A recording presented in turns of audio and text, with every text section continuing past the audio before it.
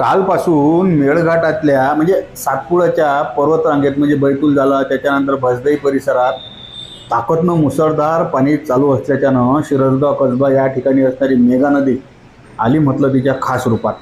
दुथडी भरून नदी वाहत असल्याच्यानं त्या ठिकाणच्या नदीपात्रात पुरेपूर भरून गेलं. बरं, एक त्या गावात जो एक लहानचुकला पूल आहे, छोटा पूल आहे, त्याच्यावर लोक आनंद घेऊन राहिले. नदीचा पूर पाहायची एक मजा वेगळा असते, तो नैसर्गिक आनंद असते. आणि त्याच्यानं सध्या मेघा नदी पात्र जे आहे हे पूर्णच्या पूर्ण पात्र भरून गेले. विशेष म्हणजे असं मला माहिती होऊन राहिलं की बाबा त्या नदीत लय मस्त मोठे मोठे लाकडं वाहून येतात.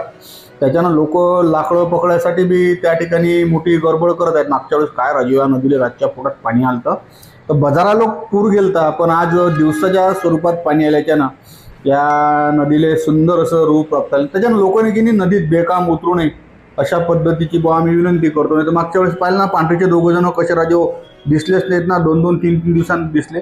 याशिवाय पूर्णा मध्यम प्रकल्प जो आहे विसरोडीचा, या ठिकाणी जवळपास 76% एवढा पाणी साठा झाला. त्याच्यानं आज 10 वाजतापासून जे गेट आहेत की नाही 20 सेंटीमीटर वाढवले आणि नदीत की नाही मोठ्या प्रमाणात पाण्याचा विसर्ग होत आहे. त्याच्यानं नदीकाठच्या लोकांना हे दिसतात लहान चुकले ज्या टाइमला नदी पात्रात पाणी येते की नाही, अरे बापा रे काय खतरनाक रूप असते म्हटलं त्या नदी पात्राचं.